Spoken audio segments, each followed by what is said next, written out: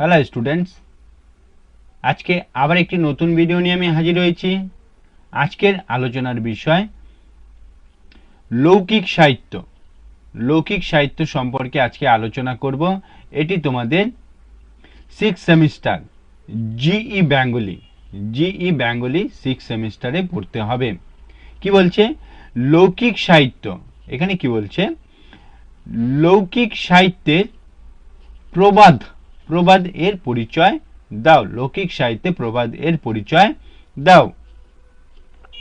এখানে কি বলছে? লৌকিক সাহিত্যের এক বিশিষ্ট শাখা হলো প্রবাদ। লৌকিক সাহিত্যের একটি বিশিষ্ট শাখা হলো প্রবাদ। প্রবাদের অর্থ হলো জনরব, জনশ্রুতি বা পরস্পরাগত। কি বলছে? যেসব প্রাচীন উক্তি, কিছু প্রাচীনকালীন কিছু ভাষা কি হয়েছে লোক পরস্পরায় বা জনশ্রুতিমূলকভাবে কি হচ্ছে একে অপরের মুখে চলে আসছে, তাই হলো প্রবাদ। তাই কি প্রবাদ? কি বলছে?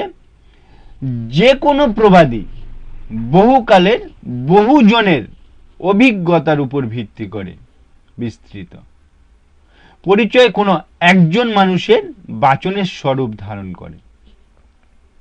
যে কোনো প্রবাদের পিছনে কি আছে? কোনো না কোনো নেপথ্য ঘটনা বা কাহিনী আছে। তাকে উপলক্ষ করেই কি হয়েছিল অনেক মানুষের অভিজ্ঞতা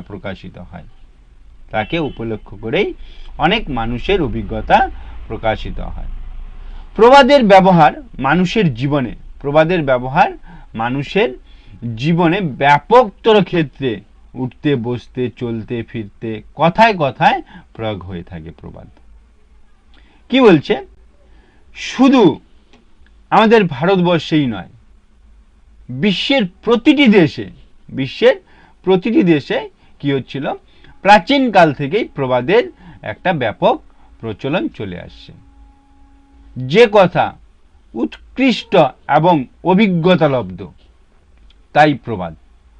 যে কথা কি উৎকৃষ্ট এবং অভিজ্ঞতালব্ধ তাই হচ্ছে প্রবাদ। কি বলছে? একটি উদাহরণ দিলে বোঝা যাবে। কি বলছে এখানে?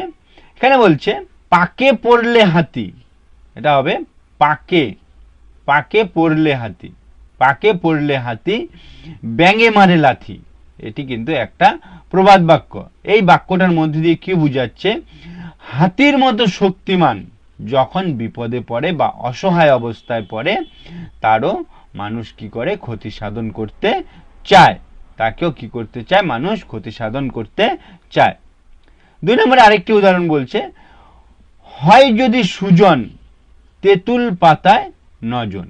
হয় যদি সুজন তেঁতুল পাতায় 9 জন। এই বাক্যটির মধ্যে কি বোঝাচ্ছে? তেঁতুল পাতার মতো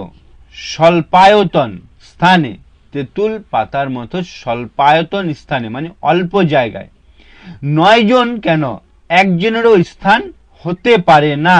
9 জন কেন একজনেরও স্থান হতে পারে না।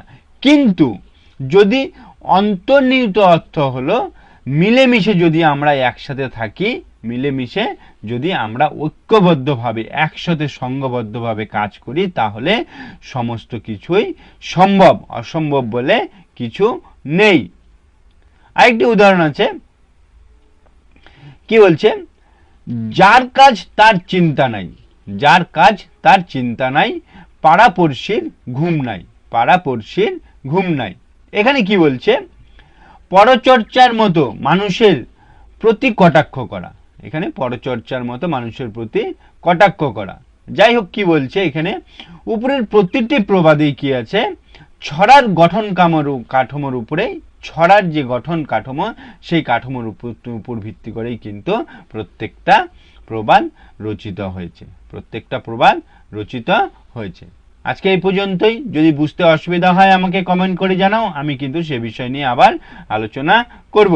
ভিডিওটি ভালো লাগলে লাইক করবে এবং বন্ধুদেরকে শেয়ার করে দিবে। আজকে এই পর্যন্তই। পরের ভিডিওতে আবার দেখা হবে।